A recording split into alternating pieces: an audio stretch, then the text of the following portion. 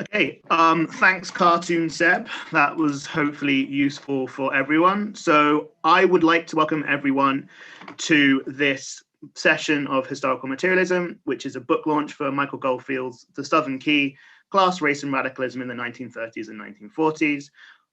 Really importantly, if you look at the top of the YouTube chat now, there is a link to get 30% off of the book. And as you're going to find out, it's an excellent book and well worth your time. I've read it. So I'll introduce first our three speakers and then we'll move on to it. So speaking first will be Michael Goldfield. He'll be speaking for about 25 minutes. He's a longtime labor and civil rights activist, and he's an emeritus and currently research fellow at the Fraser Center for Workplace Issues at Wayne State University. He's the author of many, many excellent books. I'm not going to go through all of them, but most recently, The Southern Key, which is Deutscher shortlisted and you all must read. Next will be Ahmed White, speaking for about 10 minutes, and he teaches law at the University of Colorado Boulder and is author of the book, The Last Great Strike. And then finally, Charlie Post will be speaking for 10 minutes, who teaches at CUNY and is currently researching the United Rubber Workers in the 1940s and 1950s. So I think it's going to be a great session. And Michael, if you want to kick us off, I'll leave you to it.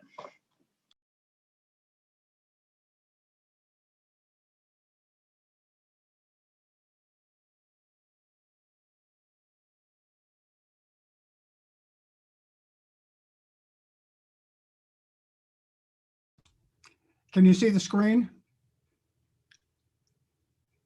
Okay, so Rob, thank you very much. Esteemed panelists, and of course, Sebastian for that wonderful introduction and organizing the conference. So my book, The Southern Key, attempts to explain why the United States is like it is. How did we get to the point where half the population, including a majority of whites and a not inconsiderable number of Latinos, Hispanics, supported the racist, anti-immigrant, xenophobic, misogynist, I'm running out of adjectives here, Donald Trump. And although the underlying issues, of course, are worldwide, I want to focus on some of the US specific factors. In addition, and primarily here today, I want to stress the proper mode of analysis that I believe is universally applicable. So here's some pictures of some Trump supporters. And so the book puts forward a number of issues on how to analyze working class movements, drawing a contrast with standard, mostly liberal methods of analysis. It also makes an argument of why international comparisons are essential, and it tries to suggest the best way to craft left-wing strategies for the future. I make both explicit and implicit arguments about why it is necessary to break with these standards, seemingly intuitive for many people, liberal assumptions and methods. So one such assumption is the importance of favorable laws for the growth of working class movements. Central to the mainstream American AFL-CIO, the main US labor federation, its labor leaders and pro-labor liberal strategy, something that I've written about extensively in the past. One important conclusion, for example, in my lengthy chapter on coal miners is to show, contrary to virtually all conservative, liberal, left-wing, even most Marxist accounts, the so-called enabling, encouraging laws, specifically the Section 7A of the 1933 National Industrial Recovery Act, actually was passed after virtually all 600,000 miners in the United States had already been organized into their union. Coal miners and others did not need legislation. The legislation were consequences. The rest of labor was enthused and energized by the miners more so than by any laws that were passed. Now, a bit more detail, since it's likely that most here have not read the book. And I make the argument that economic analysis is primary and that those who fail to look at economic issues and emphasize the primacy of cultural issues inevitably get things wrong. Textile during the 1930s and 1940s was the largest employer in the US South. There are hundreds, perhaps thousands of studies of Southern textile workers in the United States, in-depth, detailed, often interesting. However, there are few studies that look at the broader issues and terrain of Southern labor organizing in the period, and none that look at international comparisons, which I believe are prerequisite for understanding any of the deeper issues that we're interested in. The overwhelming majority of these studies attribute the difficulty of organizing textile workers to the alleged culture of paternalism, Southern workers' lack of militancy, and the types of repression that existed in extreme form in the US South. I found these explanations unconvincing because textile workers were highly militant, and Southern coal miners had a similar culture and faced much of the same repression and successfully organized. So I spent a good bit of time studying textile workers in all the major textile producing countries over the past few centuries, which would have been a book in itself. And I conclude that textile struggles everywhere with highly varied cultures had the same problems, with a few exceptions, based on the economics of the industry and the lack of structural power that textile workers had, especially compared to coal miners. So what was the problem for textile workers? In contrast to coal miners, who were an industry where they had a great deal of leverage, what I call structural power, in an essential industry, whose locations were immovable and whose skills were not easily replaceable, textile workers the world over, including today, are in a low capital, low skill, easily movable industry. My examination of textile workers' struggles in the major countries over the past few centuries found that in a wide variety of cultures, textile workers have been highly militant, easily replaced, and usually defeated, with some notable important exceptions, unless they had important allies, what I call associational power. While all workers benefit from associational power, as I document in the US during the 1930s and 1940s, where labor struggles often benefited from the support of the unemployed, farmers, civil rights organizations, students, and many others, textile workers were particularly in need of allies. In India, for example, during the same period and earlier, communist-led textile workers had broad community support in Mumbai, now Mumbai, which was the center of the textile industry in India. They had a rich array of community organizations, including artists, music and theater groups, as well as support from the broader independence movement of which they were a part, which allowed them to be successful at times under fairly draconian conditions. After independence, as Vivek Chibber's incisive work shows, as the Congress Party tightened its alliance with Indian capitalists, the militant textile movement was destroyed. Liberal Congress of Industrial Organization leaders, the main organizers or the main leaders of unions of industrial workers, failed to understand these structural factors. They not only consistently dampened worker militancy, always a prerequisite, but disdained broader alliances and support, not only from left-wing groups and unions, but even liberal groups and their own affiliated unions. Instead, they appealed to employers for cooperation and even racist Southern politicians, and for the enforcement of laws from federal agencies, dooming them from the beginning. In contrast, coal miners, who struck en masse during World War II, had enormous structural power. They engaged in numerous nationwide strikes against the government as well as the mine owners when the Roosevelt administration took over the mines and brought in troops. Miners declared that no one could mine coal with bayonets. And to underscore, no one goes into a mine in their right mind, dynamiting loose coal and building support structures so the walls don't collapse without experienced miners by their side. There's much more to say about both textile and coal, which are discussed extensively in the book. The book also attempts to document just how widespread Southern labor organizing was during this period, the degree of militancy, and some of the successful organizing that took place and how it was eventually defeated. During the 1930s and 1940s, as industrial workers across North America organized, Southern workers also formed unions, although less extensively than in New York. I mean, excuse me, than in the North.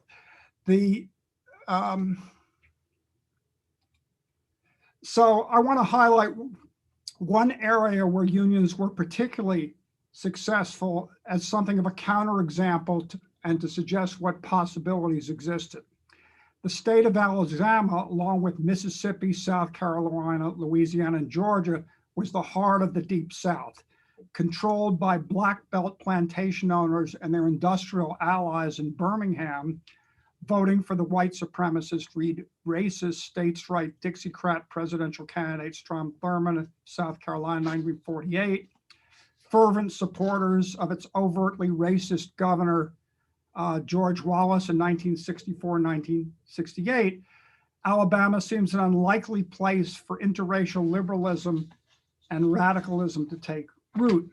The state was as gerrymandered or jerry-rigged in favor of rich white cotton plantation owners, enshrined in the 1901 Alabama State Constitution as any state in the South and hence the United States.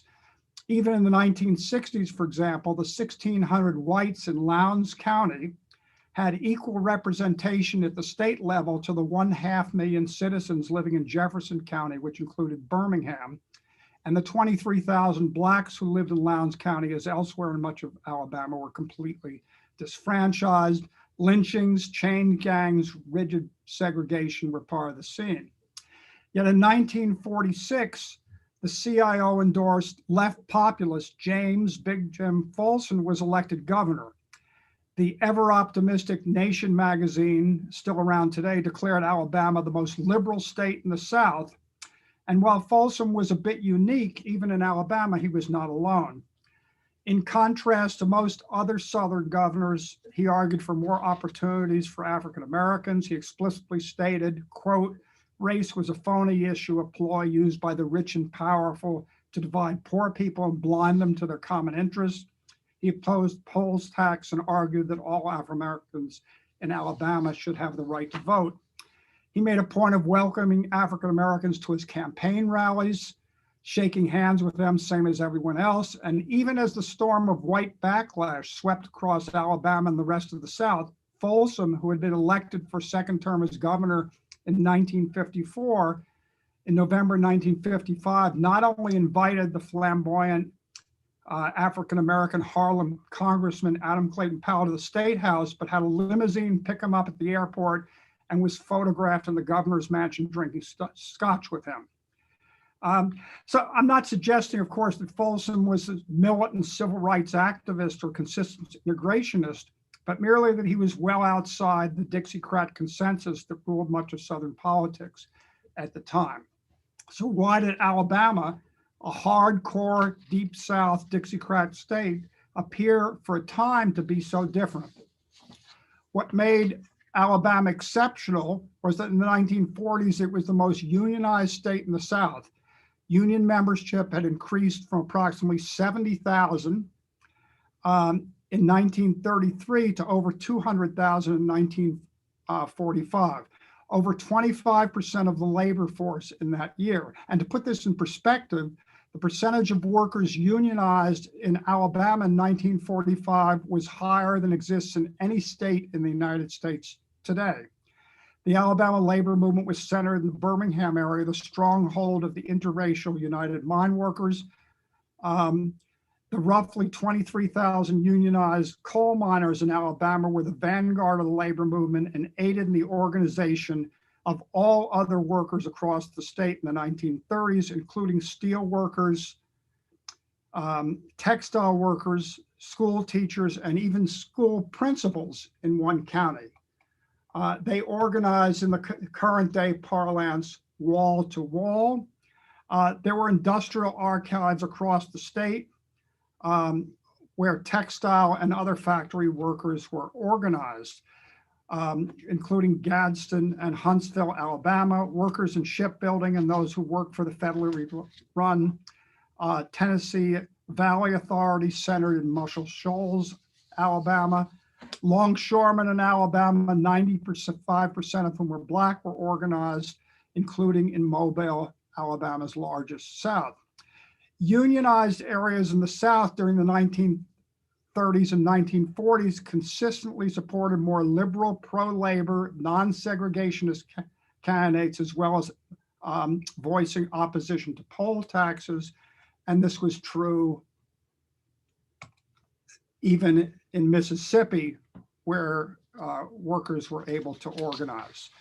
The coal miners in Alabama provided leadership for all other workers, and textile workers, as a result, who I mentioned before, needed associational power, among the earliest to organize in the South. They were the vanguard of events leading up to the 1934 textile general strike throughout the country, and by far the strongest contingent in the South. Southern workers successfully organized in a large number of industries, including coal, metal mining, longshore, auto, steel, oil, meat slaughtering, farm equipment, and others, and were in industrial centers throughout the South, including those in Mississippi, New Orleans, Louisiana, Memphis, Tennessee. In Laurel, Mississippi, a town of 30,000 inhabitants, the CIO had organized more than 6,000 members. In late 1948, the Textile Workers Union won an election at the Laurel Textile Mill, the last major non-union plant in town. The victory came despite the fact that openly white supremacist Senator Theodore Bilbo, and perhaps even worse, white supremacist Representative John Rankin, came to town to specifically campaign against the CIO, which, unlike the UAW, United Auto Workers' defeat at Volkswagen in Chattanooga, Tennessee in 2014, didn't stop the majority white workers there from overwhelmingly voting for the CIO. Yet unions were eventually defeated in the two largest Southern industries, textile and wood, and in other places, the unions degenerated into tepid organizations, failing to challenge the racist status quo. And I argue that none of this was predetermined. So to what degree was this defeat of labor and the left self-inflicted, and to what degree, let's see, I think I've got some more slides here. And what degree was it a result of the post-war climate in the US? So it's impossible to underestimate how bad the climate was for the left after World War II. The United States dominated the world economy. As one statistic, and there are many, it produced 70% of the world's steel in 1945. As today, it was the dominant military power on the planet, and its main competitors in the UK, Europe, and Japan were devastated. And then adding to that, the Cold War repression on leftists and militant labor was extreme. So the defeat, and so I discuss at length the influence and importance of the Communist Party work in advancing the fight against racial oppression, which I argue is central to building a radical movement in the US. And I carefully look at membership and other data to show that the communists grew most, not in the Popular Front period, which most analysts assume unempirically was the key to their growth, but in the more militant, yes, sectarian third period, as well as documenting carefully, I think, the problems which undermine much of their best work in both the third period and the Popular Front period. So in the end, civil rights unionism was largely defeated or abandoned in the country as a whole, especially in the South.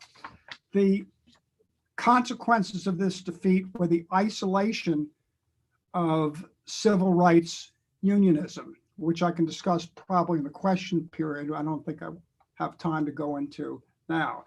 So the civil rights period certainly begins in the 1930s. A key turning point was the Supreme Court decision, Brown versus Board of Education, which said that school desegregation was illegal. massive resistance, the Montgomery bus boycott led by Martin Luther King in 1955, and the wave of sit-ins. The unwillingness of virtually all industrial unions in the South to participate in the civil rights movement in any way other than giving verbal support. And this was especially true of the steel workers and the auto workers, two powerful, ostensibly pro-civil rights unions, undercut the possibilities of support from white workers, effectively isolating the civil rights movement for potential coalitions with interracial organizations. In general, the only unions that effectively mobilized their members in support of civil rights were Local 1199, now a hospital workers union, but then a small union of several hundred left-wing Jewish druggists, and the United Packing House Workers of America, both of which bussed their members to civil rights organizations and participated actively in the civil rights movement. The American Federation of State, County, and Municipal Employees, as suggested by its union organizing in 1968 in Memphis, of Memphis sanitation workers, where Martin Luther King was assassinated while aiding their struggle, also at times merged the campaigns with those of the civil rights movement. So in the end, the civil rights movement, for all its historic struggles and important successes, not least of which were gaining voting rights in the Deep South for African Americans and ending police and Ku Klux Klan terror in the Black Belt counties in the Deep South, including in Mississippi, was not able to confront the economic roots of white supremacy. These failures led almost inexorably to the success of white backlash in the South and the mobilization of whites in opposition to civil rights. Just as a visual right here, so the escalation of the civil rights movement begins with the student sit-ins that took place all over the South. February 1st, 1960 in Greensboro, North Carolina. This is a picture of the sit-in at a Woolworth's restaurant. In 1964, 3 civil rights workers in Mississippi, and I don't know if you can read this, but they disappeared and their bodies were found in Philadelphia, Mississippi. And this was front page news for weeks and weeks in the whole country. The violence that took place in the South was extreme. The Republican Party set out to win racist whites in the South in order to expand their base. They noted the success of George Wallace in his campaigns in 64 and 68. Running in the Democratic Party. He ran with the Confederate battle flag, sometimes known as the Stars and Bars, common in the Trump campaign also. So Richard Nixon, after the 68 election, decided to try to win some of the Wallace support. And his chief political advisor, Kevin Phillips, wrote a book called The Emerging Republican Majority. And in this book, he gave lessons on how best to win these racist whites.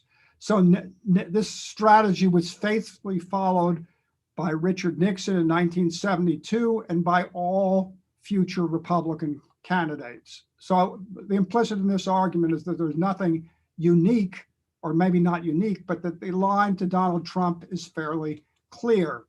So Ronald Reagan, who's compared by many to Donald Trump as the kinder and gentler version, began his 2 election campaigns in Philadelphia, Mississippi, the exact place where the 3 civil rights martyrs were murdered. You can see the sign right. Hopefully you can read this. In 1980, he said, "I believe in civil rights." In 1984, that these are all bird dog chants, the South shall rise again. from George W. Bush, the senior Bush, also being compared as the humanitarian Republican alternative to Donald Trump, put forward a series of ads when he was behind on Willie Horton, who was a prisoner who was given a 10-weekend passes from prison. He ended up kidnapping, stabbing, raping a white woman, and these were pinned directly on the Democratic candidate, Massachusetts Governor Dukakis. So this line of racist campaigns goes from senators like Jesse Helms' campaign in North Carolina, the 1990 Louisiana Republican senatorial campaign of Ku Klux Klan and Nazi leader David Duke, to the presidential campaign and election of Donald Trump. So the GOP Republican message has been consistent. Democrats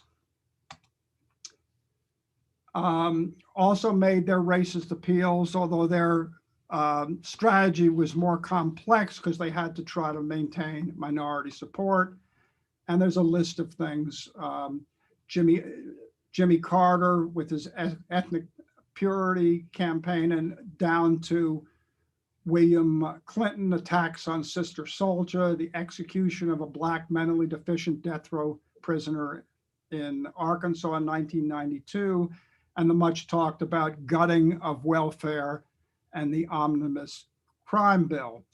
And this is just to give us a little bit of a European slant, Republicans standing with fascists. This is a picture of Marine Le Pen, who may be familiar to most people, the granddaughter of Jean-Marie Le Pen, who founded the National Front. She's appearing at a Republican American Conservative Union, and she's the niece of Marine Le Pen, who changed the name of the National Front to the National Rally Party, and then expelled Marion as too much of a neo-Nazi from the party, but she was just fine with the Republicans. So where does that leave us in terms of the South? Some people see the South as a graveyard of organizing. The auto workers have failed consistently in the past 10 years. Volkswagen, as I mentioned previously, in Chattanooga, Tennessee in 2004. Most recently, Nissan in Canton, Mississippi. But in the recent period, we've had lots of organizing going on in the South. Catfish farms in Mississippi. Toyota, where the UIW failed, the construction workers want a contract. And let's see what else I have.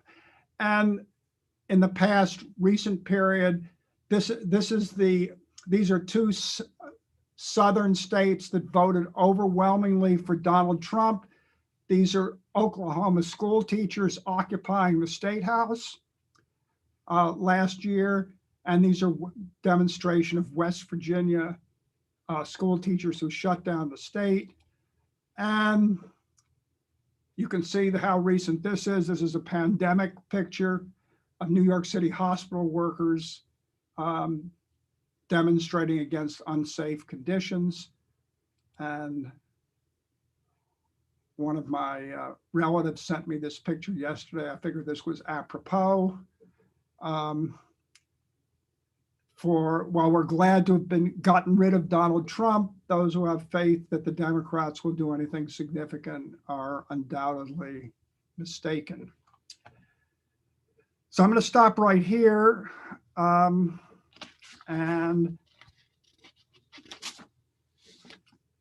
I can talk about both the present and also civil rights unionism, two topics that I'd like to if people have questions about it.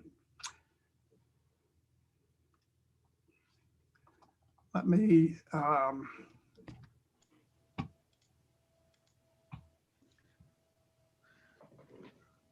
get rid of the screen share.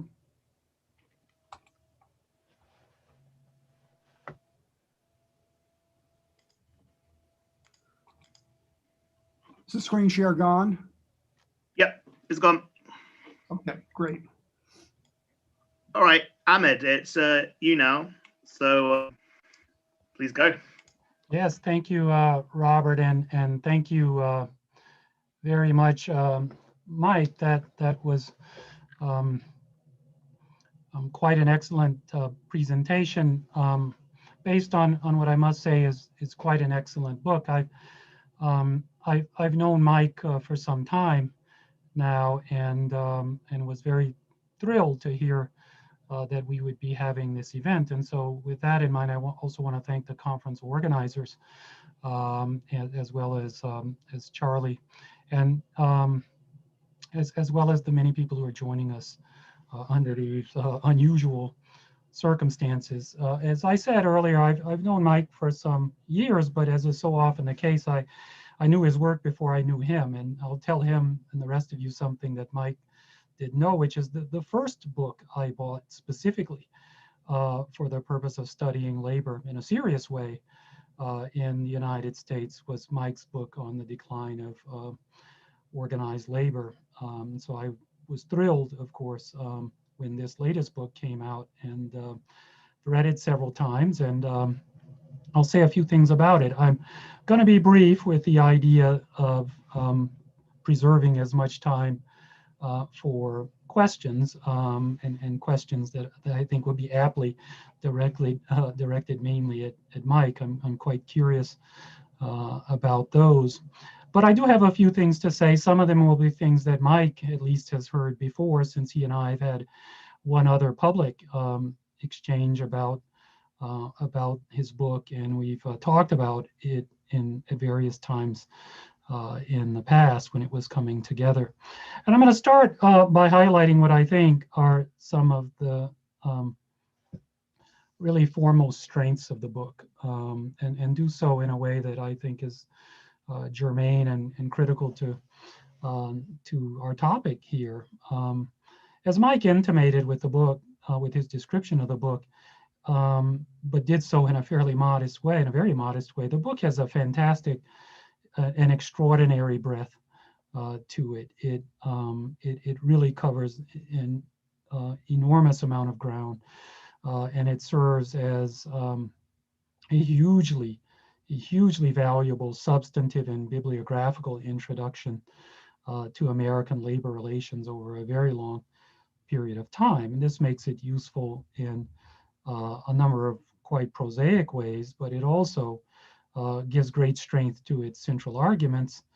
And likewise, in a way that goes to why we're gathered here today, serves as I think, an important corrective to maybe what has become an excessive trend in the study of labor in America and in American history, an understandable one and on its own terms a laudable one, and that is nonetheless a trend to sort of over-localize union politics and the story of class conflict, and to lose a sense of the breadth of events. And I think, as someone who's been in the Marxist tradition myself for all of my adult life, that's critical in serving one of the real advantages of historical materialism, to have that sort of breadth of understanding of the course of events and the interrelationships among them. And that certainly features in the Southern Key.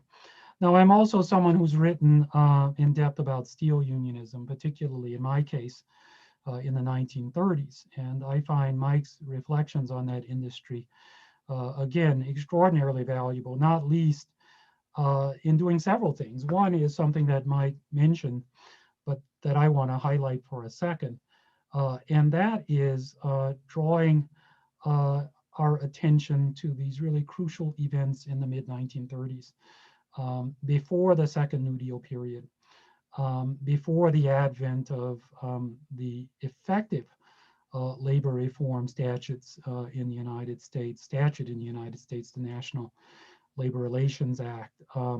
This is a topic that has always been a particular strength in Mike's scholarship, and a very valuable one.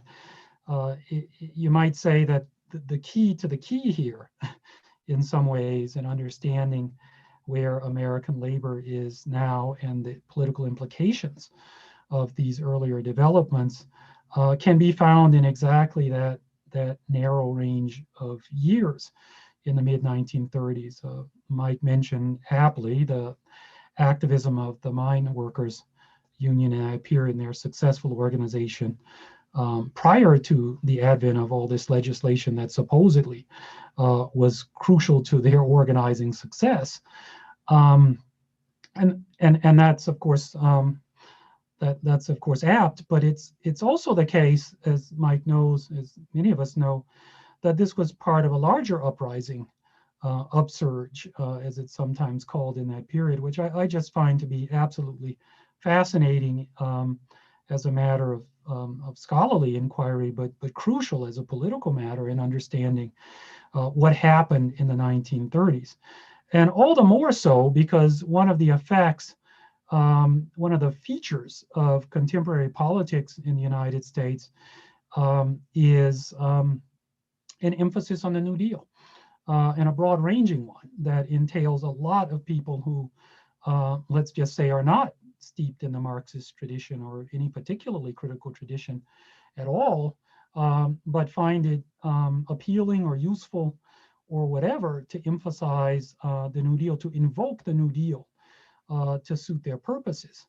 And of course, that would be fine if this were done in an effective and defensible way. And in fact, it's often not, because that history is saddled with so many misconstructions and myths.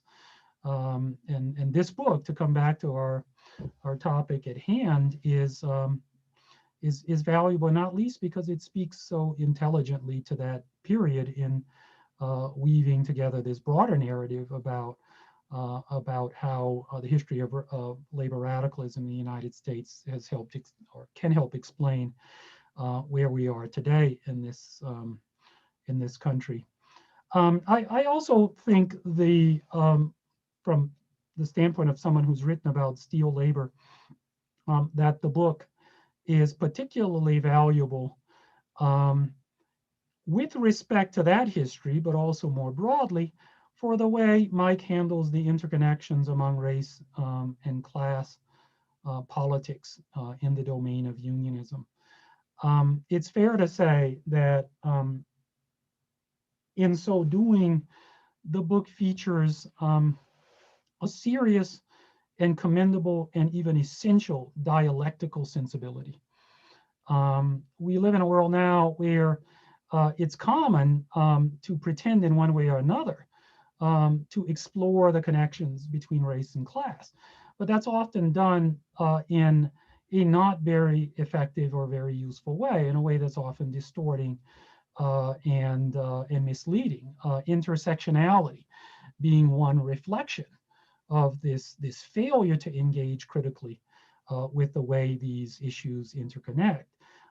Mike can speak better than I can to how he does that, but suffice it to say that I find that to be one of the more impressive parts of the book. I won't say much about what I gather to be the two main theses of the book, except to say I think they are quite convincing. That is to say, with respect to this point about a massive opportunity lost, one for which fault can be found not only in the machinations of capitalists in the state, which is of course entirely expected, but also in the mainstream labor movement and in the Communist Party itself. The book is richly endowed with critical discussions on all of those fronts of what happened in that period, and the very best tradition of the kind of counterfactual account of what happened in this period. I also think the book is effective with regard in explaining this lost opportunity, in also connecting this to the path of American politics. And Mike spoke a fair amount about that in his presentation. And again, I won't try to add much more to that, except to say this. I think it also speaks to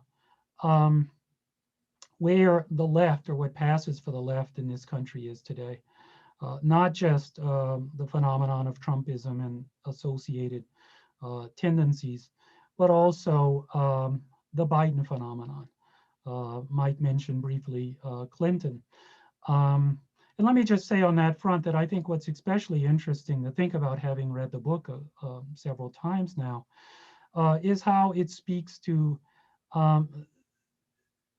what is, to me, not just a fraudulence in the claims of mainstream Democratic Party politicians about being supportive of labor, but the incoherence of that perspective, the incoherence of its grasp or its approach to the issue of class more generally, and maybe more particularly with regard to unionism, a kind of a faith in unionism as such, that isn't particularly critical, and that goes sort of in hand with a kind of facile sentimentality in its understanding, or I should say lack of understanding, of power and of the realities of power.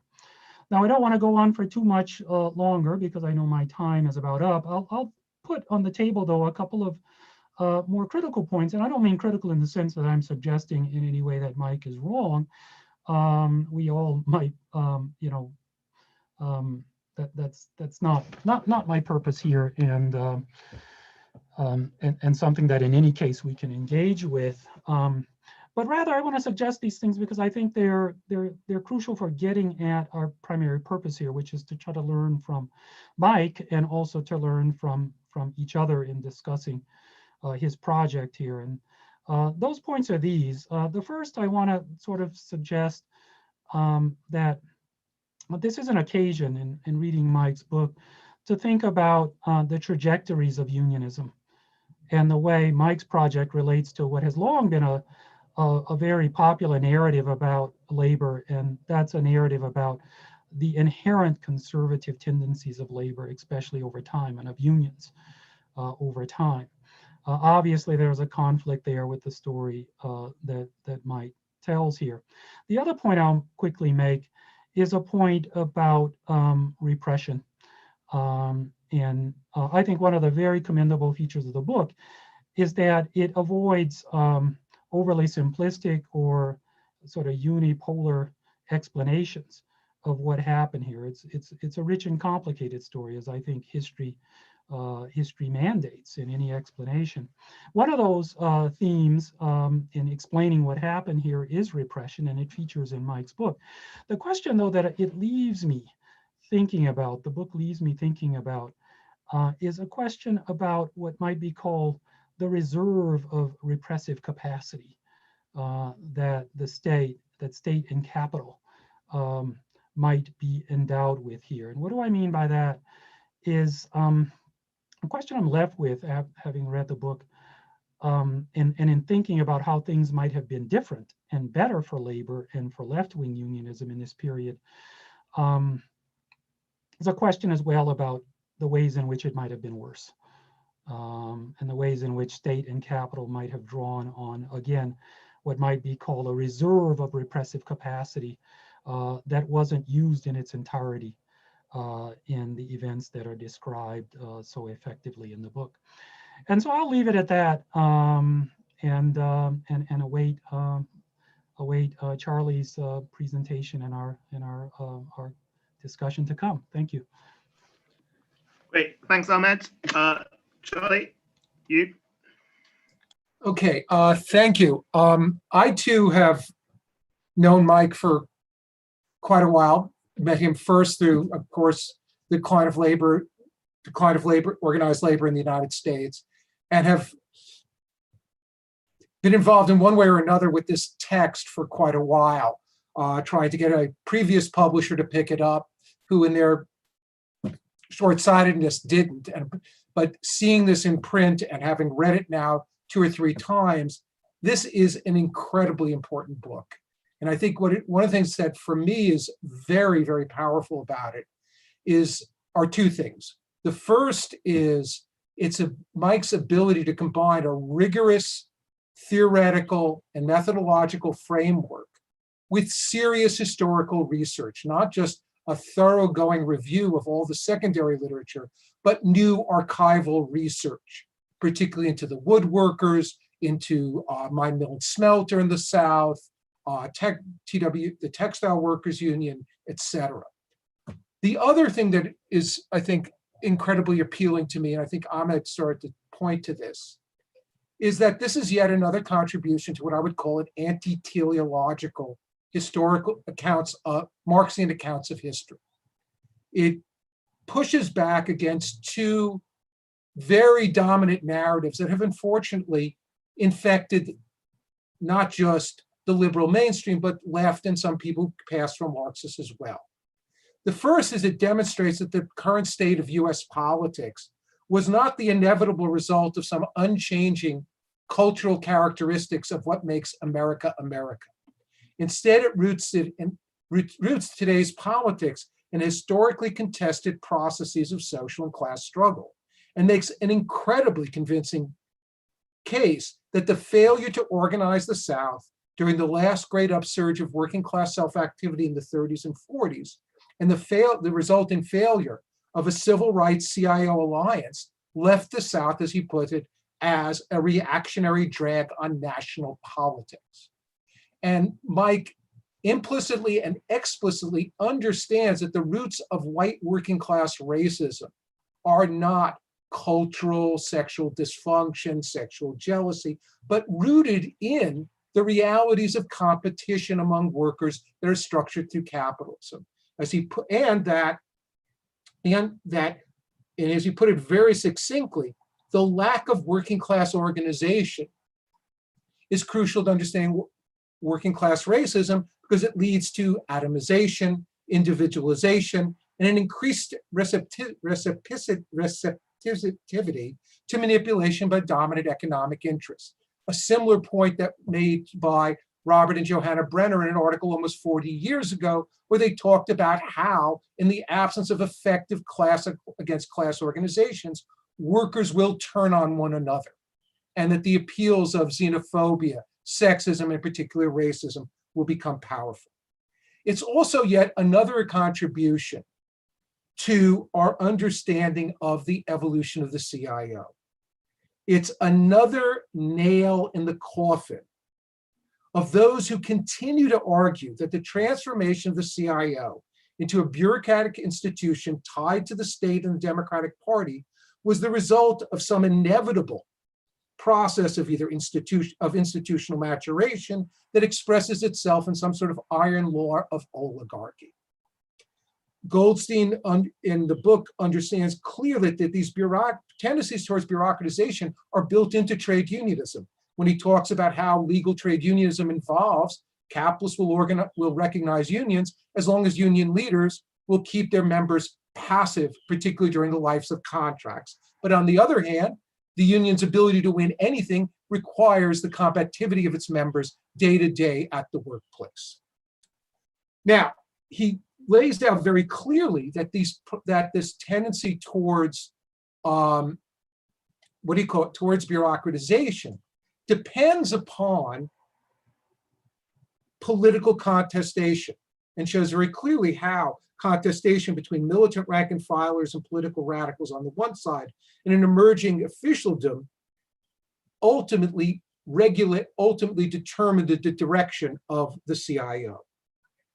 He demonstrates clearly a very direct relationship between the bureaucratization of the CIO and its unwillingness and inability to confront racism in the working class, both North and South. Okay. Now, the point I want to sort of focus in on finally is what I think is the great strength, one of the great strengths that Ahmed talked about, which is the role of the Communist Party. Clearly, the mainstream of the CIO around Murray, Lewis, Hillman, et cetera, were committed to a politics of labor management cooperation, bureaucratic trade unionism, and alliance with the Democrats, et cetera. Their ability to consolidate this depended crucially on the role of the Communist Party. And Mike shows very clearly that the CP was crucial in both creating the conditions for the emergence of a militant multiracial workers movement in this period, particularly in the South, and being an essential element in what allows the bureaucratic conservatization of the CIO. His accounts of particularly the evolution of the steelworkers union, of politics in the steelworkers union, in the International Woodworkers Association, and in the textile workers, shows the fruits of the Communist Party's alliance after 1936-37 with the CIO center. And that the defeats, particularly in the late 30s, of the woodworkers and of the textile workers' attempts to organize the South were really crucial to dooming the post-war Operation Dixie. Now, Mike contrasts that talks about, and I want to read two quotes. One is from fairly early on in the book, is that at times the communists were the staunchest fighters for the rights of African Americans and often were the most militant and impressive of trade union organizers. At other times, they subordinated themselves to the more reactionary and racially backward leadership groups in the labor movement, helping to strengthen and eventually pave the way for their gaining complete control of the CIO. Now, and I think Mike lays this out very clearly for the 30s and in the post-Second World War period. My only criticism, one could say that, is the absence of a more sustained discussion of the Second World War in both the bureaucratization of the CIO and the role of the Communist Party and how this manifests itself in the South. Because while you acknowledge and draw on Lichtenstein's first book, Labor's War at Home, showing how the CP undermined itself and facilitated this process of bureaucratization in the CIO, I hope maybe you can talk about in the discussion the impact of consolidating and enforcing the no strike pledge had on race in the workplace. The research I've been doing on the rubber workers in the past few years has beginning to bear some fruit. And what I'm finding is that we've seen that the no strike pledge further the atomization of workers in formerly unionized workplace in the face of wartime speed up, wage cutting, et cetera. And this created the environment for the resurgence during the Second World War of particularly ugly forms of racialized divisions among the working class, the so-called hate strikes. And we see massive hate strikes in Detroit in the spring and summer of 1943, culminating in full-scale pogroms against the growing Black community around integrated housing, the use of public spaces, et cetera. We see a large-scale and violent hate strike in the Alabama shipyards, et cetera, in Philadelphia, et cetera.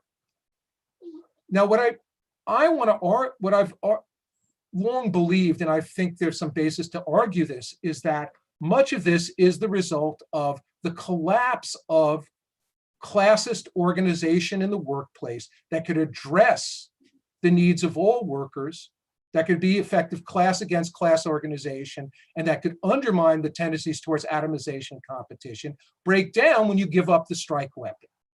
And I think the counter example I would use is that my research on the rubber on Akron during the Second World War.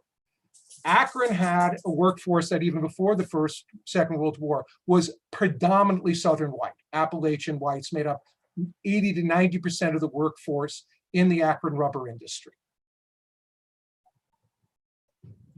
And the African-American portion of the workforce in the Akron's rubber plants grows at a greater percentage rate than Black workers in Detroit auto plants. Yet despite this, there are I have found only two very brief hate strikes in Akron. One in late 1942, which is actually targeting not African-American workers, but foreign-born workers who hadn't become citizens, who had been fired and who were being rehired. And then a short strike at Goodyear in 1944 that lasts 2 days and involves maybe 100 to 200 workers against the integration of Black women. And one of the arguments I would make is that the relative absence of hate strikes in Akron had to do with the emergence in Akron by mid-1943 of a layer of local leaders tied to shop stewards, committee people, et cetera, who continued to contest on the workplace and who openly politically contested the no. Point I think I'm trying to make is that part of our assessment of the Communist Party's role in the CIO and in building a potential labor civil rights movement in the 30s and 40s has to look at the unintended consequences of their wartime patriotism and their wartime support of the no strike pledge that it actually created and helped create and deepen an environment that in which violent racialized divisions reemerge within the even formally unionized working class. I'm done for now. Thanks. Okay, thanks, Charlie. That was great. Just going to remind people that if they have any questions, they should write them in the YouTube comments box. We've been collecting them as we go. But now I think, and so now we will move on to the formal question and answer session. I think questions will be primarily directed towards Michael, and then if either Ahmed or Charlie wants to jump in to respond, we'll do that. So I'll just go with this first round of questions, and then if we pick up some more questions, we'll ask them. So a couple of things then emerge out of the comments. So one question which has come up is, what were the kind of gender and racial dynamics of the union movements during the highest participation period? So were there a lot of people of color involved in the unions? Were they allowed in the unions? And was there any resistance from the unions in that way? So a question about how the unions reacted to that. And then a question, why was the Communist Party able to organize miners, especially African-American miners in Alabama so successfully? And why was it unable to penetrate some of the coal states like West Virginia? And then a final question just for this round, was communism seen as American by African-Americans in the South, or did they understand it more as a kind of import from Europe, kind of swooping in an un-American way? So we'll just start with those, and then I think there's enough things swirling around to have at least another round as well. And collect your thoughts first, Mike, it's fine. You've muted.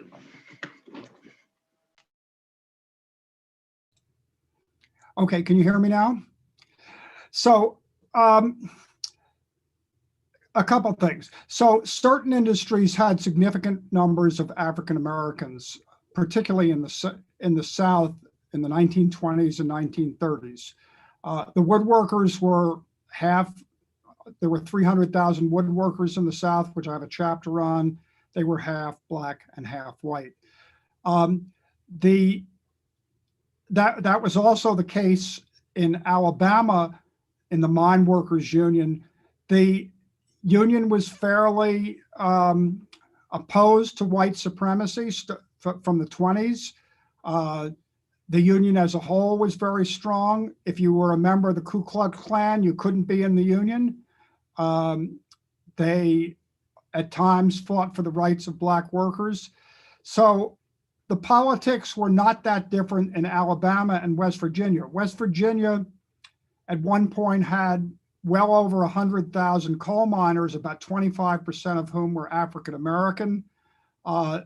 During the 1918, 1919, they only elected socialists when they had elections at the district level.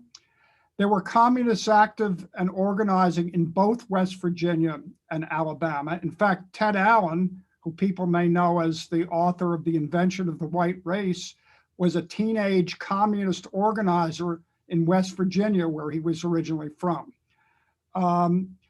The CP within the CIO was allied with Lewis and deferred with him and limited their influence in both Alabama and West Virginia, even though they had communist organizers there. In steel and in metal mining in Alabama, these organizations were at least 50%, if not majority, African Americans. Certain industries had women. I mean, that's more complicated. The electrical industry had a lot of women. Textile was almost half female. Packing house had women in certain departments. Women tend to be segregated in all these industries into certain so-called female occupations and divisions of labor. And for radicals in general, and also the communists, in many instances, they didn't pay as much attention to women. And this was much as they did to minorities. This was much worse for the liberal leaders who paid no attention, who hired no female organizers in textile. A couple unions were better. The electrical workers was fairly militant and fighting for the rights of women. So, and when we get to other places, so there were lots of unions and industries, and I couldn't write about all of them, but I've got information on most of them. The food and tobacco workers, that union had a significant percentage of women, and they elevated a Black woman to one of the top spots in the union.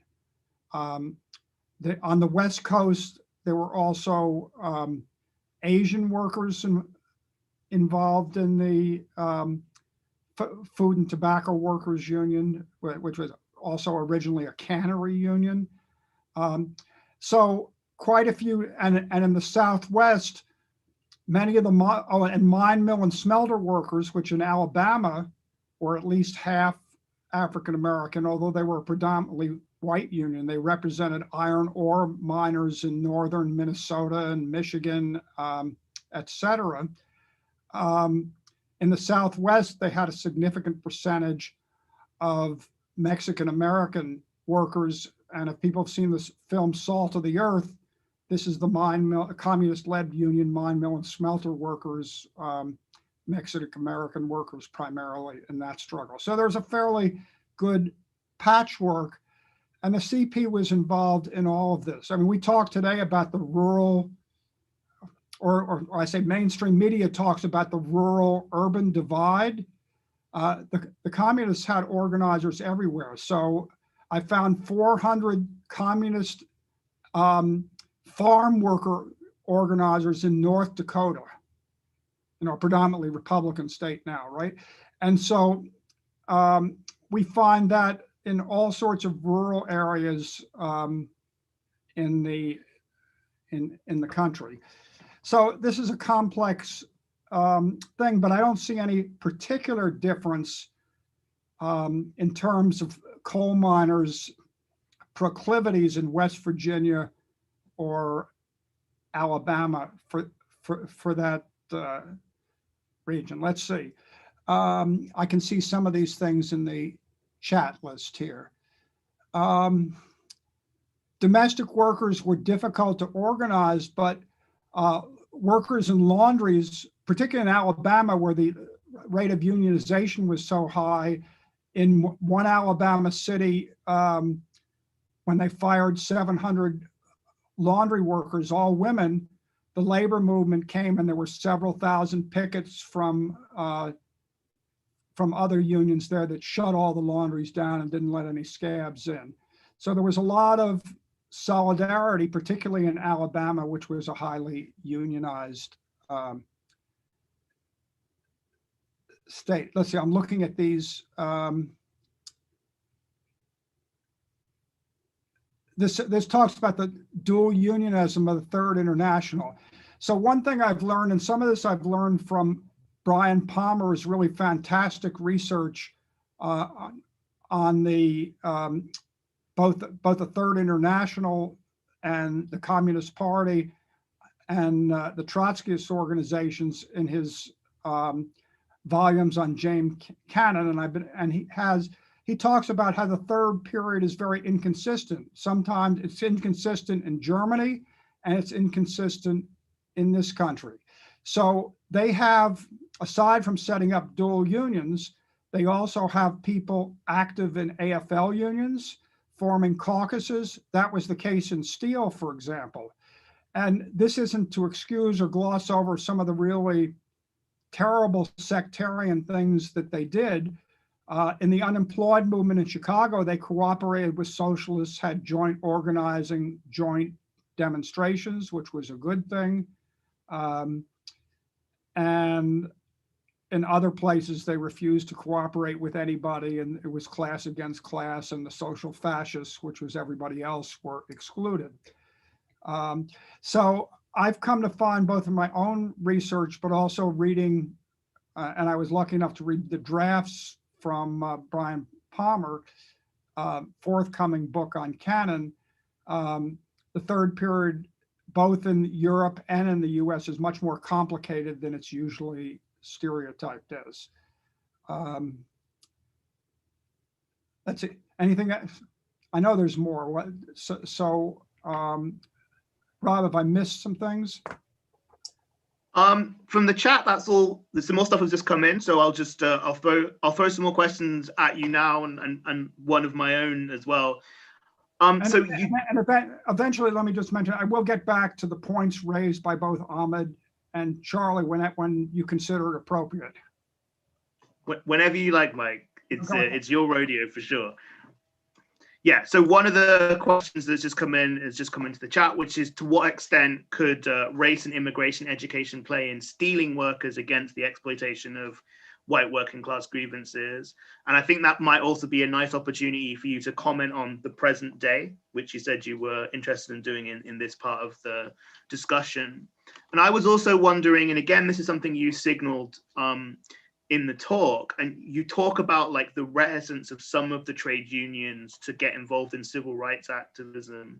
And I was wondering if you could say a little bit more about why that was, what were the kind of driving forces behind it, and talk, as you said, a little bit more about that specific civil rights unionism and what that was like as a tradition and its significance.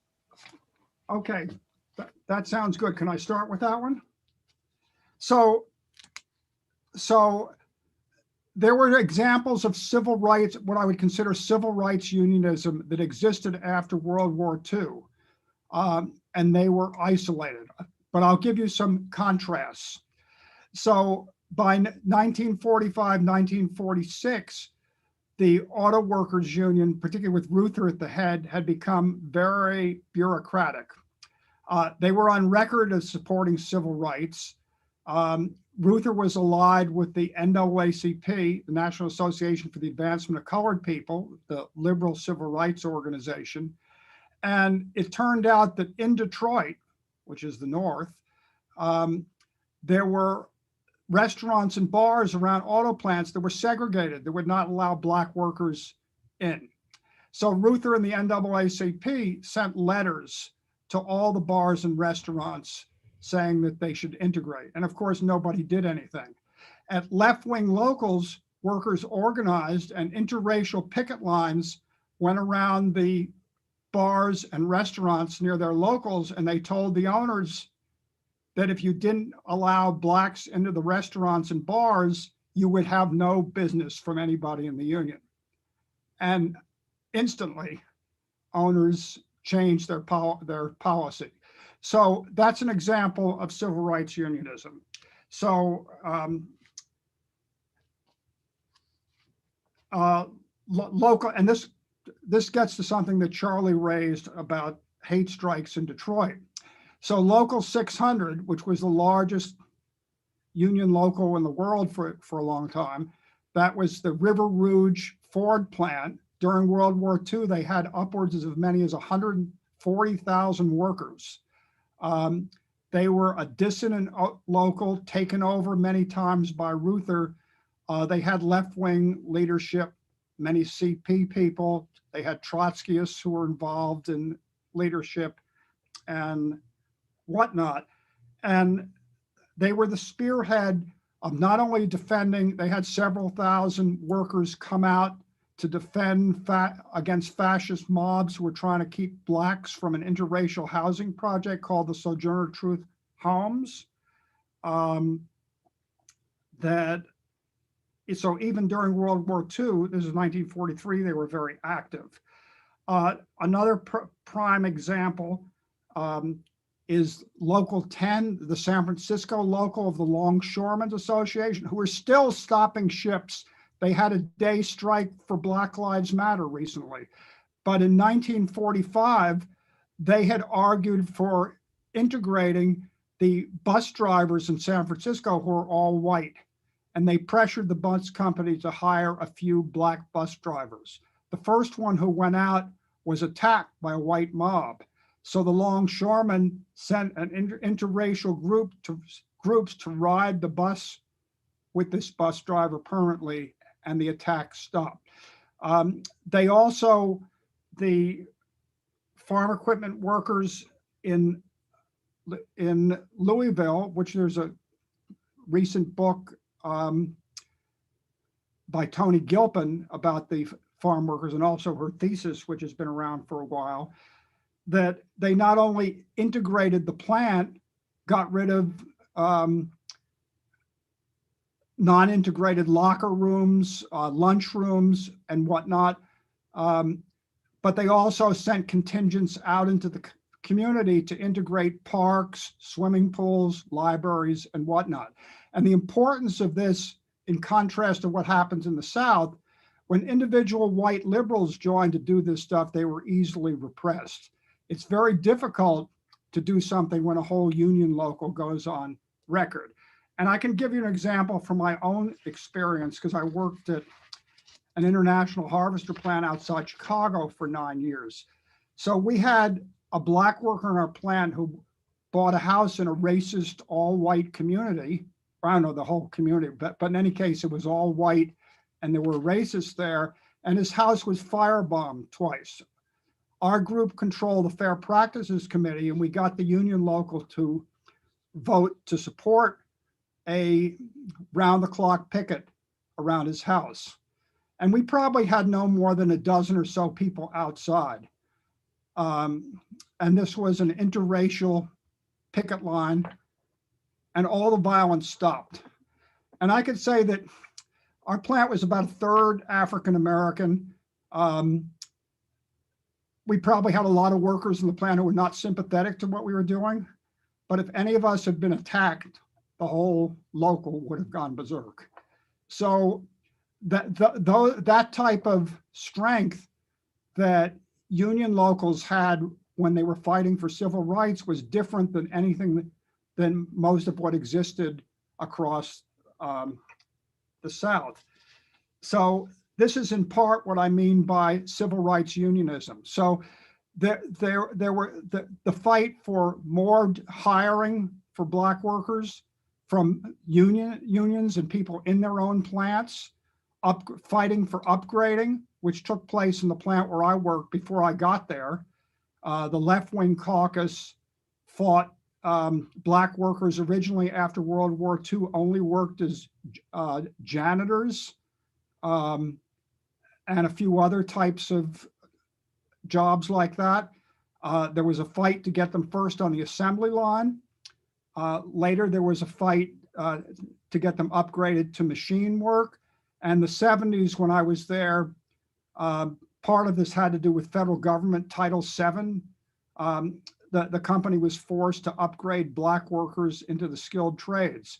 So there's an interesting story, and this is there today about people say, oh, you need education, you need whatnot.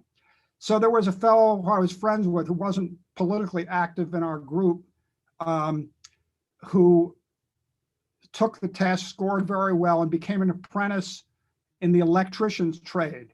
So in terms of skilled trades, the electricians were probably the most conservative. You had people who were in the John Birch Society and the electricians. You had nobody like that on the assembly line where I was the steward. And this guy was sort of, I don't know how to describe him, but in any case, he wore colorful clothes and he talked whatever. But in any case, he didn't fit in culturally really well with these middle-aged white guys so at first they gave him a hard time, but he was very smart and he learned quickly. And so they eventually became friendly to him. And he after about 6 months, he didn't really have any trouble getting along with the other electricians because they had craft pride and they valued his work. Well, after he'd been there about a year, their steward, who they were all friends with, became a foreman. And the whole electricians group was furious at this guy for betraying them. They had a lot of secrets and they didn't want one of their own to become a foreman. So they elected this young black worker as their steward. And he was very aggressive as a steward, settling grievances and doing things. A year later, while he was on a grievance, the company fired him. The electricians walked out and they put a leaflet throughout the plant saying to meet at the union hall. So several hundred of us met at the union hall, and electricians, and I talk about structural power, the plant couldn't run without the electricians, and the electricians knew this. They were a critical component. They were not easy to replace. So they told the rest of us, we're shutting down the plant, we're putting up picket line, and we don't expect anybody to cross it. And these workers, many of whom expressed racist things in the past, says nobody fires our steward. So, and I'm not saying that all these people were magically transformed, but it's these type of activities that build solidarity and gets people thinking differently, not sensitivity training or these other types of things. And the example, and these type of, and so this is in the mid 1970s, not a high point of class struggle, but the examples in the 1930s are manifold. So I collect stories of black organizers going into all white groups and winning everybody over. So one such story that is in the book, Charles Hayes, who was a vice president of the packing house workers, who became congressman from the South Side after Harold Washington was elected mayor. That was Harold Washington's old seat. When he was 19, he was a member of the Young Communists, and they sent him down to Cairo, Illinois, an all-white town that has a reputation as one of these racist areas. He organized 300 white carpenters, led them out on strike, and he put forward a class line that people accepted, right? They appealed to him. He led them out on strike. They elected him to be their delegate to the Carpenters Union in Memphis, which had never had a black official walk into their office before. So, and in the 1930s, there are just dozens and dozens of examples that one finds, and some of them become transformative. So in this FE plant, which was about 10 or 12% white in Louisville, they elected lots of black officials and people socialized and seemed to get along just fine after a while. So there, and I have some of these type of examples in the book of unions where people got transformed in terms of their cooperative relations. So this isn't to say that all these things are easy. There's also lots of examples where people come out, and this is America, right, with knives and guns and all this sort of stuff on both sides of civil rights issues. But these type of abilities to transform in the context of mass movements, class movements that people believe in seem to me are quite common.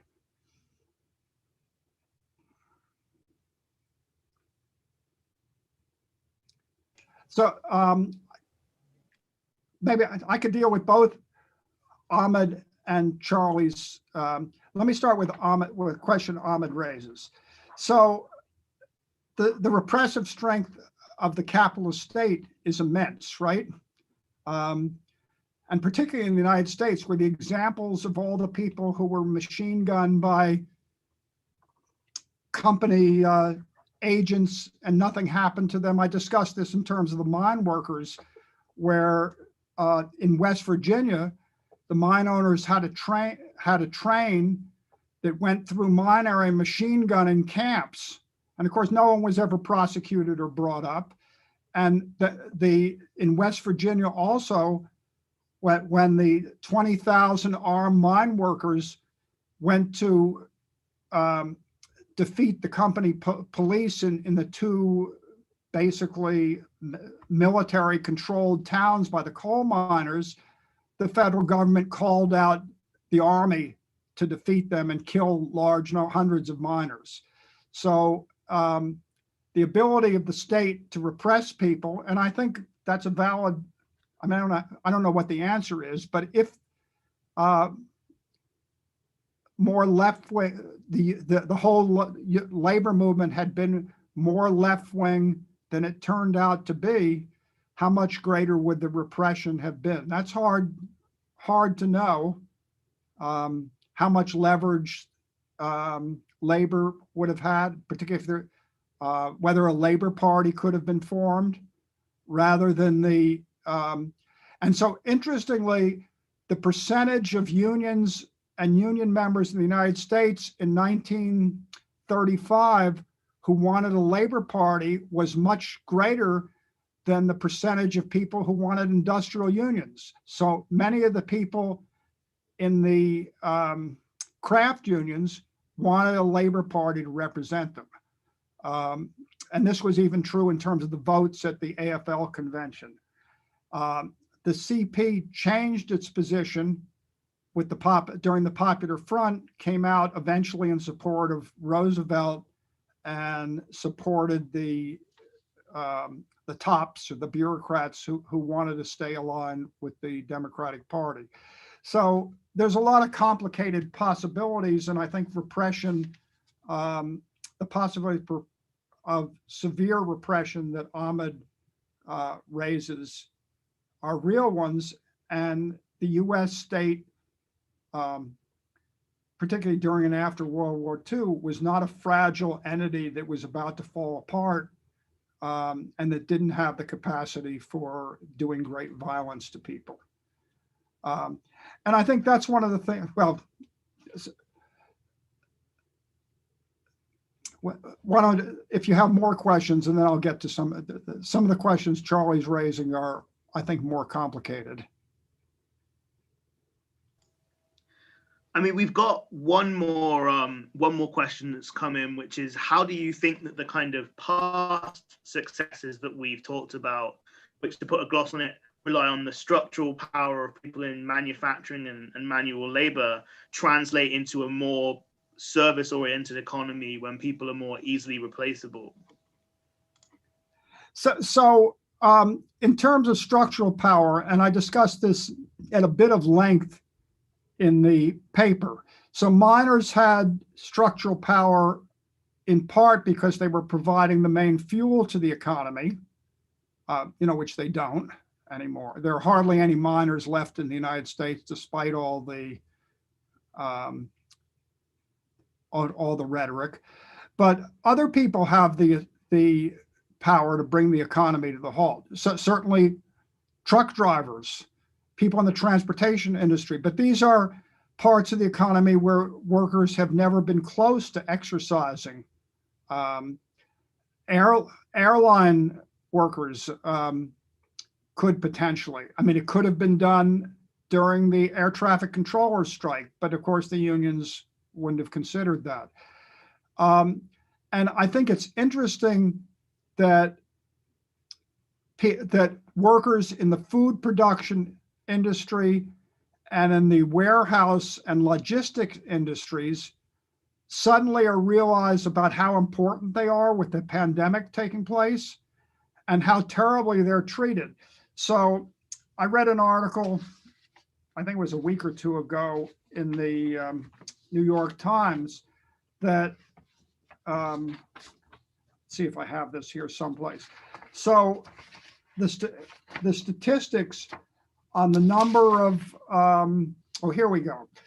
So there have been 44,000 cases of COVID in the over 100 meat processing plants. These are clearly unsafe positions, and over 200 deaths from workers, and presumably most of these workers are not in vulnerable age groups, right? These are younger workers and they're dying. And people are not happy with this. And that's true among workers in grocery stores and in other types of food production. In Detroit, where I am, bus drivers have struck over the lack of safety. And it seems to be a generalized phenomenon that's been taking place. And I don't know how to gauge this. So, I mean, I read late labor notes and I subscribe to it, but people are always seeing a new upsurge taking place, right? And I've had my comeuppance. I think in 1971, I was passing out leaflets in front of my plant calling for a general strike. And of course, 6 of my friends showed up, right? So I know that the United States is a big country and there's always strikes taking place someplace, but it doesn't necessarily mean that some large movement is afoot.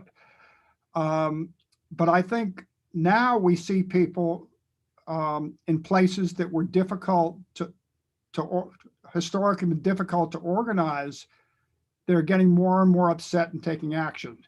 And many of these logistic hubs are in the South. So one of the biggest in the country is in Memphis. There's a big one in Louisville.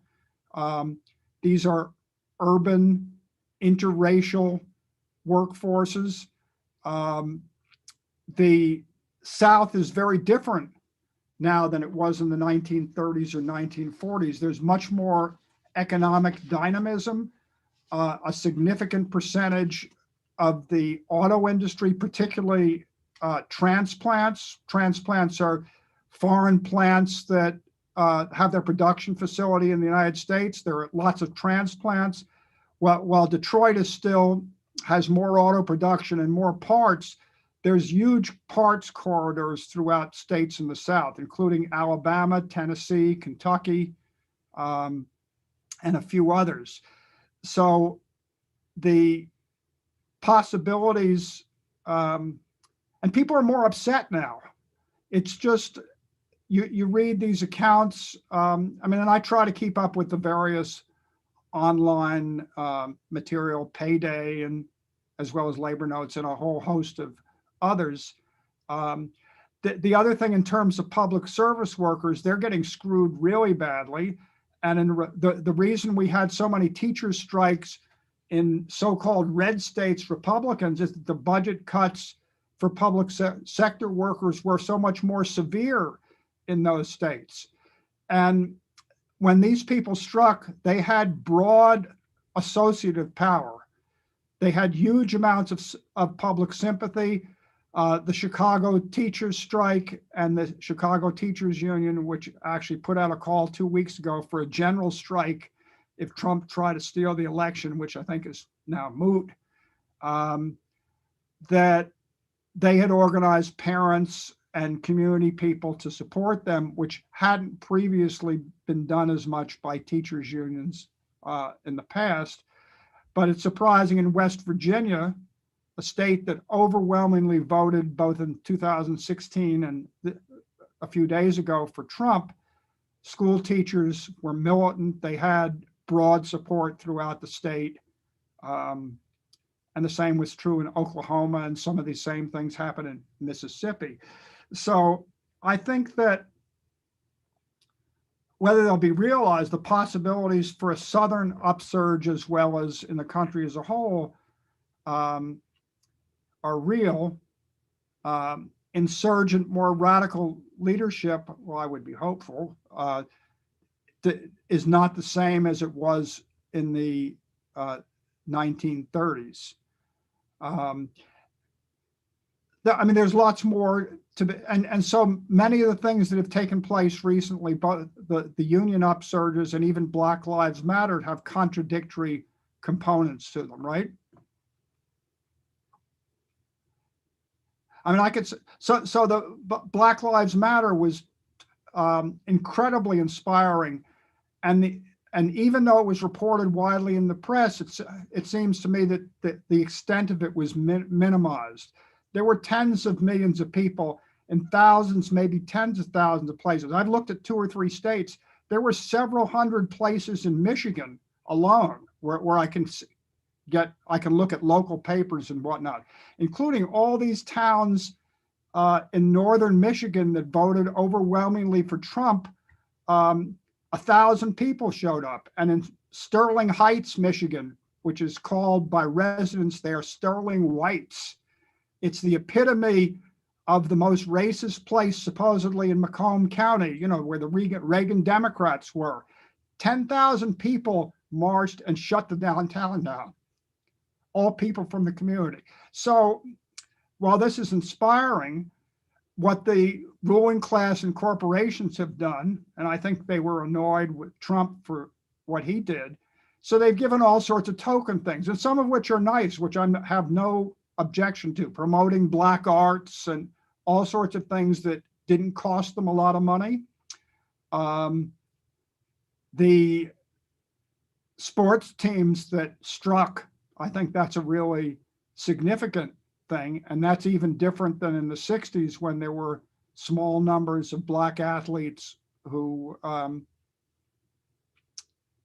who stood up, including Tommy Smith when he won the gold medal in Mexico City, raising.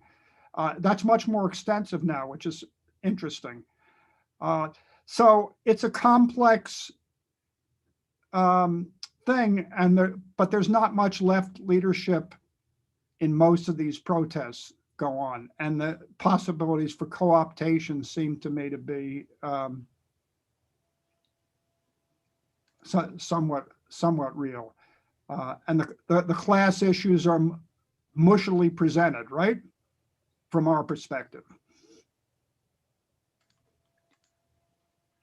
So I was wondering if you could just could comment on or reply to Charlie, and then we could throw it back to Charlie and Ahmed to have a response to you. So if you just want to speak to Charlie's comments, and then we could throw it back to them, and then go back to you again for one final thing.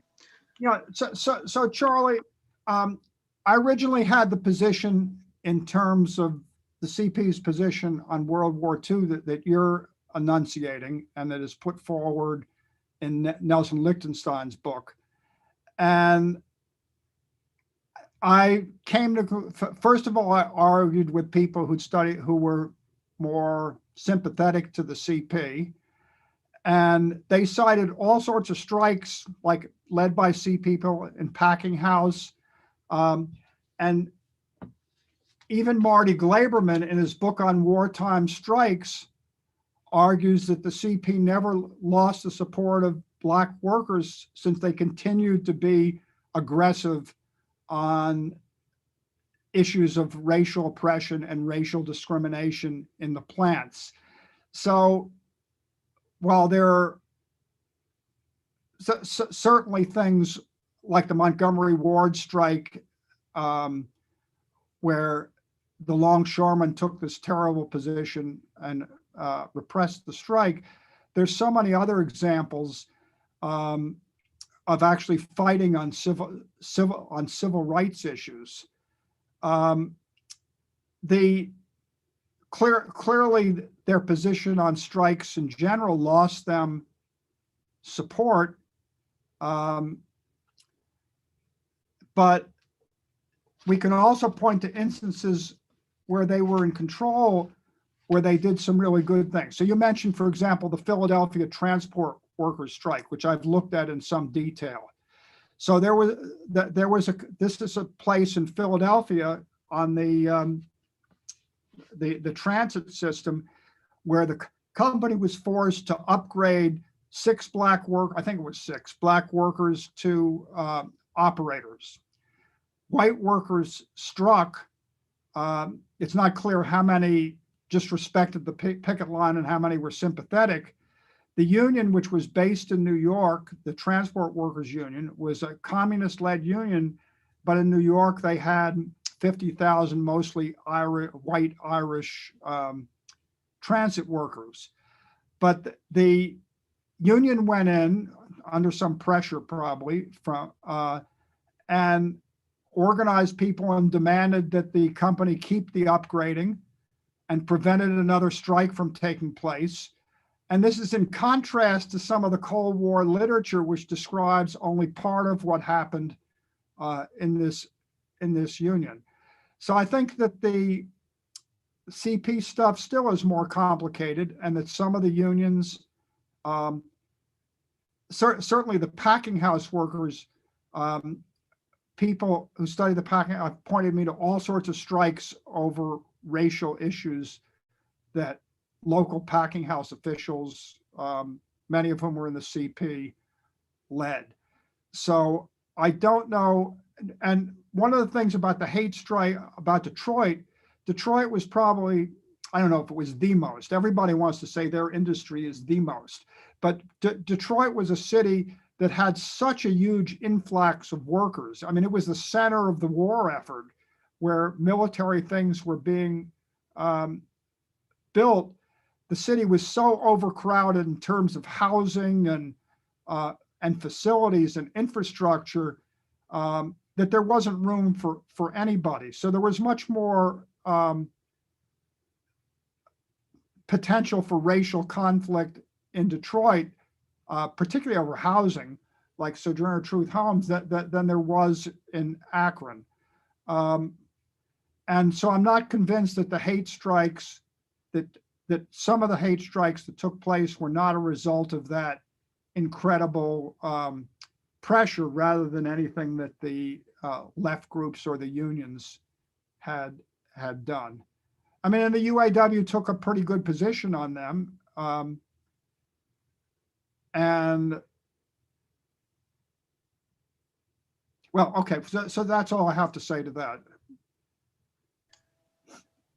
Charlie, That is all I have to say. That's all. I'll cut it right there.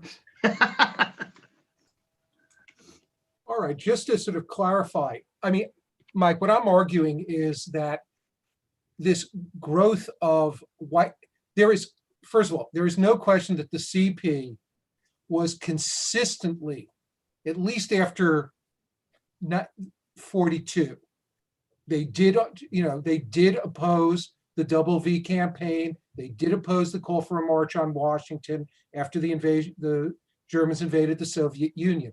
But from that point on, they were consistently the most important group arguing within the industrial unions for the rights of African-American members, for more African-American officers, et cetera. And they pushed up against not only the center, but some ostensible leftists, particularly like Reuther and those forces who opposed them. There's no question about that.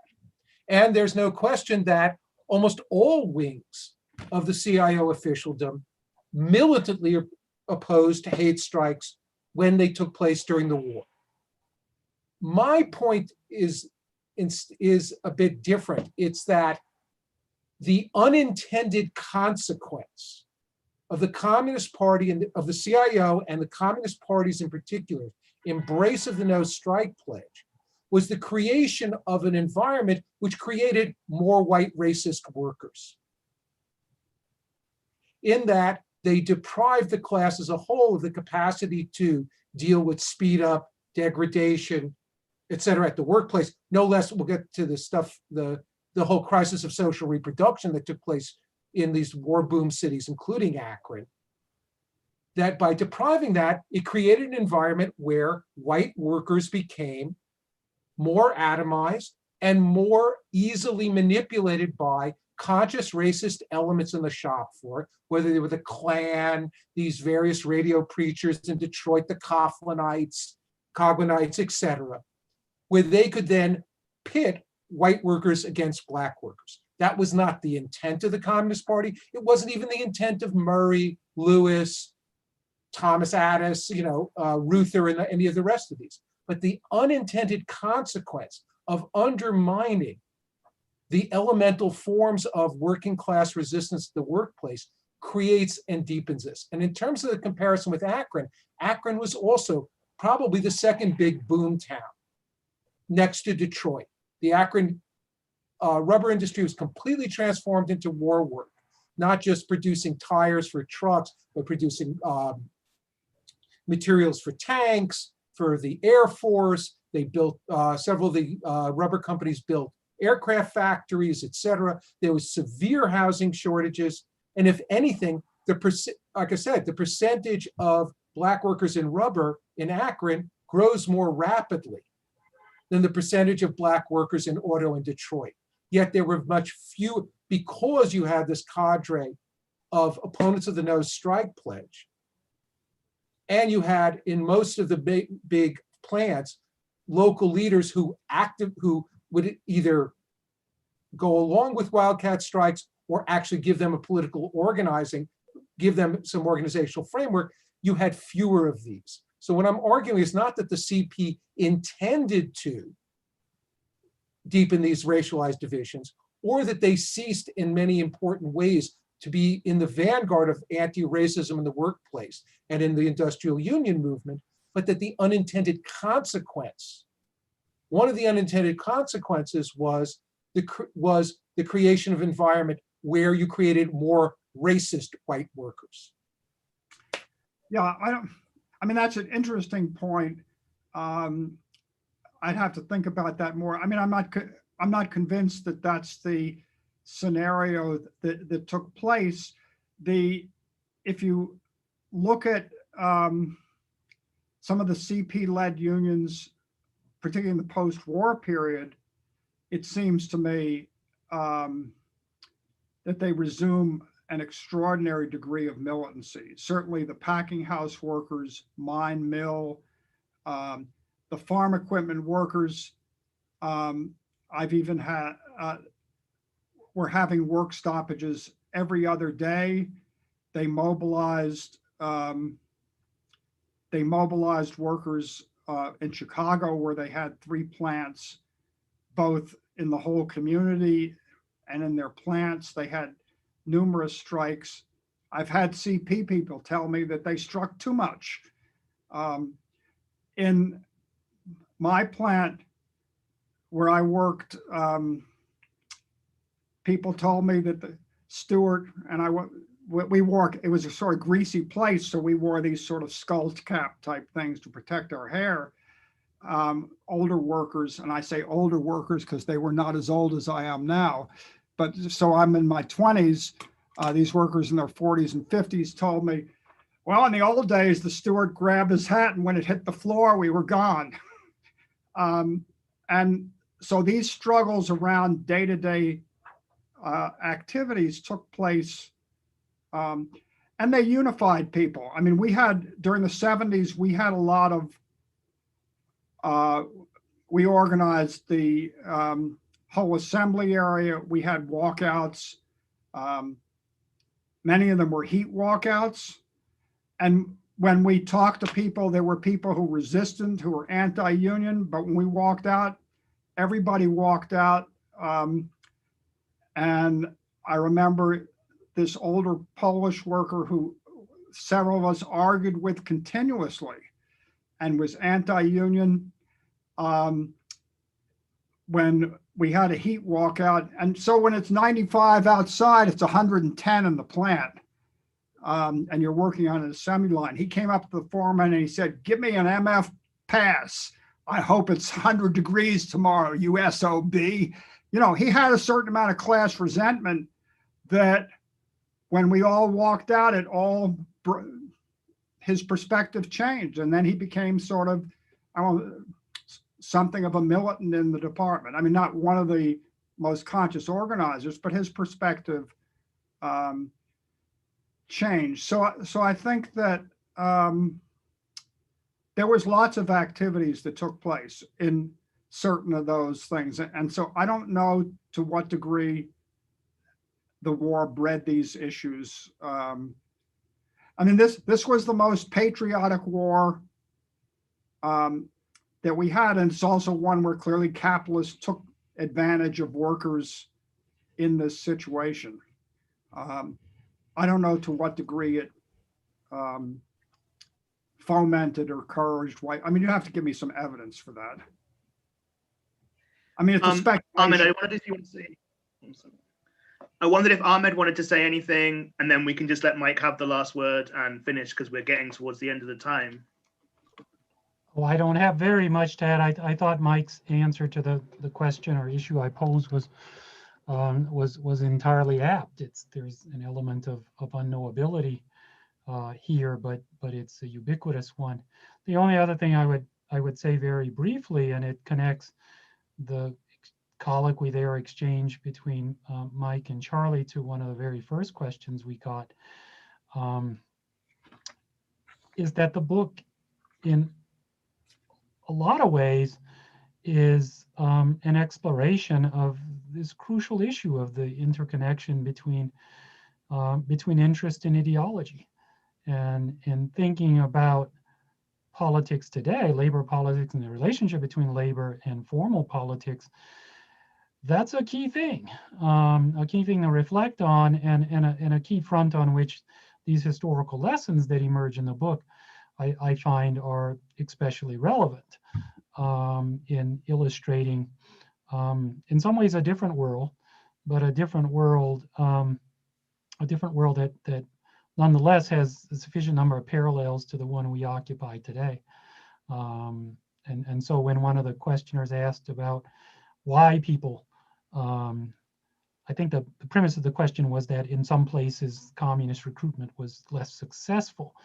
And Mike's response was a broader response about the pervasiveness of communist organizing. Well, in his book and elsewhere in that record, the story is a remarkable one about the way left-wing unionists in general, but left-wing unionists were particularly effective. When they were effective, they were particularly effective at approaching people on those two fronts.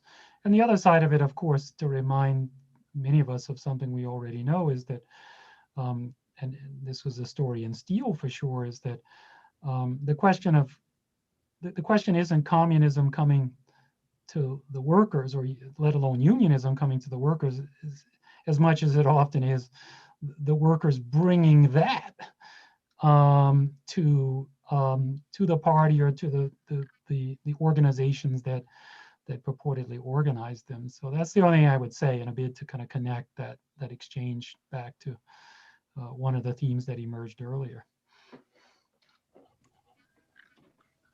Okay, Mike, I'll leave the last words to you, if there's anything else you want to add right at the end there. Oh, sure. There's always more to add. But this gets us back to the question about today.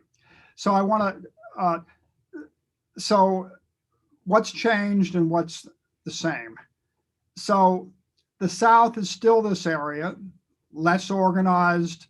White supremacy was not defeated during the during the union struggles or the civil rights struggles, despite the fact that there were unions in the South that were very militant on civil rights. Certainly the coal miners and others would like that, but the Southern economy has changed drastically. Coal is virtually disappeared and it's not coming back. At one point in the 1920s, there were 750, and none of these figures are exact because mines, there were thousands of mines and they're laying off and hiring people all the time, but there were as many as 750,000 coal miners. The last time I looked, there were 30, 40,000 at most of them above ground. West Virginia is about the only place where there are underground miners, and they're in the thousands. And in contrast, there are 130, 140,000 healthcare workers taking care of an older, health challenged population in the state because young people leave.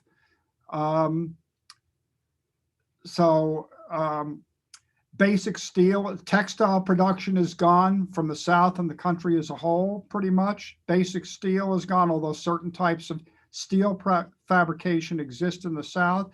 But the South has much greater economic dynamism than it had at that point. It's got large numbers of economically vital cities, including Miami, Atlanta, Houston, Dallas, Austin, Charlotte, Memphis, all these being multiracial, multi-ethnic, containing large numbers of African Americans, Latinos, Asians, whites, in places where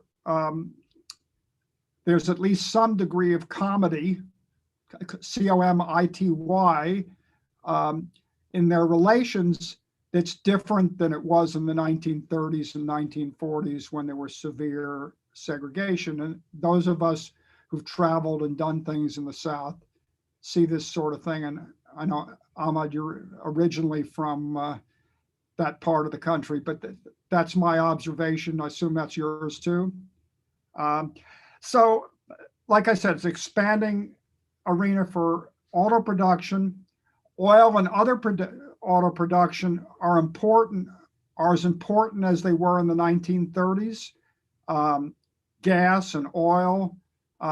Even interestingly, the wind farms are greatest in some of the Republican states than they are in Democratic states. I think Oklahoma has the highest percentage of energy from wind.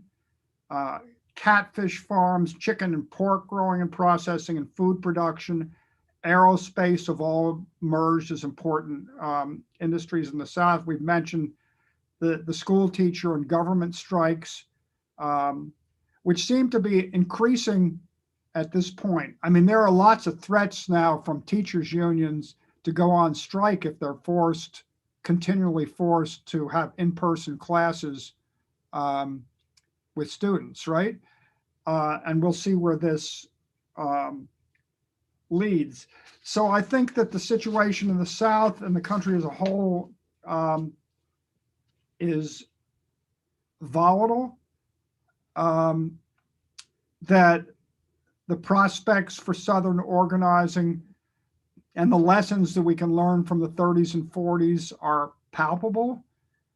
And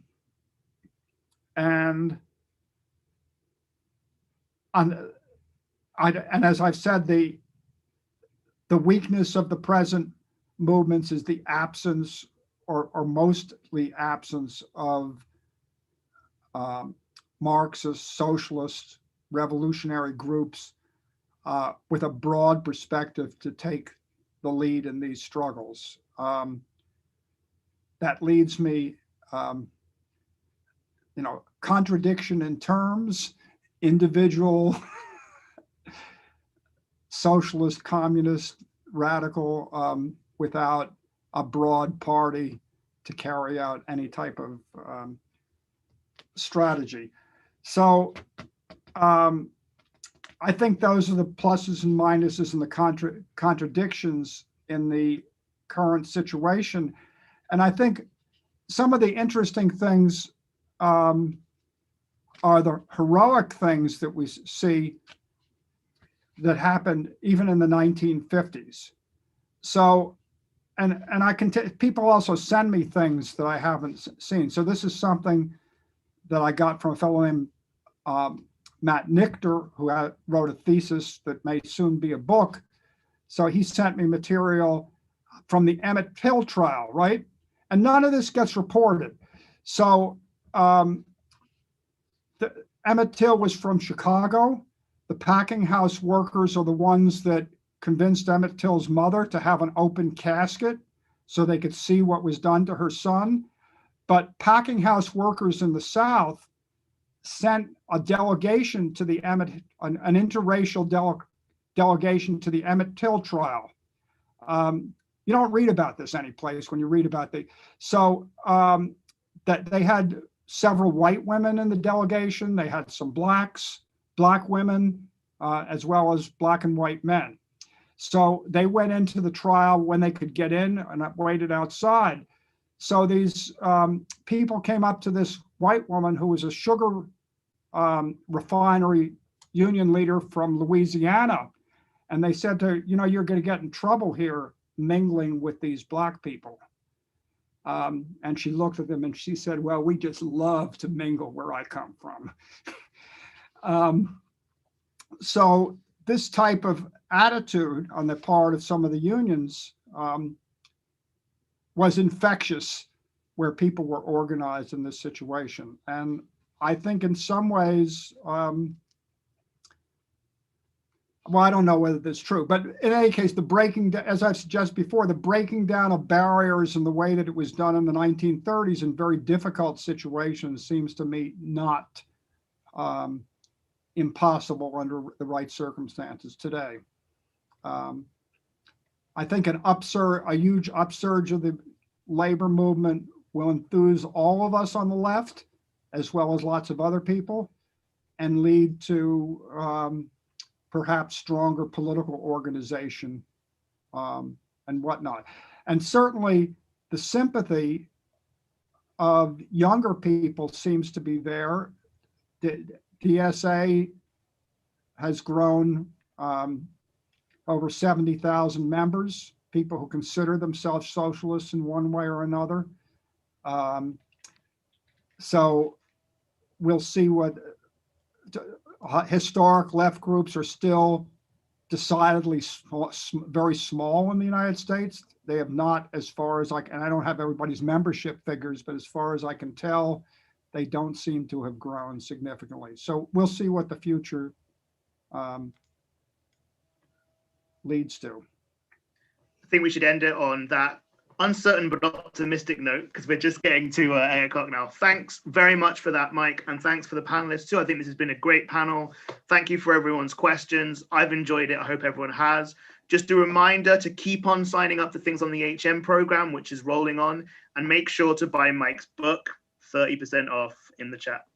Right. So let me just mention that so there is a flyer on the book, and there's a code to get a 30% discount. So if you can't steal the book somehow, you could buy it at a discount. Yeah, and so the code is in the YouTube chat for those of you who can get that, and it's also on the Eventbrite, and you should do it because it's an excellent book. I've read it, and it's well worth your time reading it. So I think Jazz is now going to shut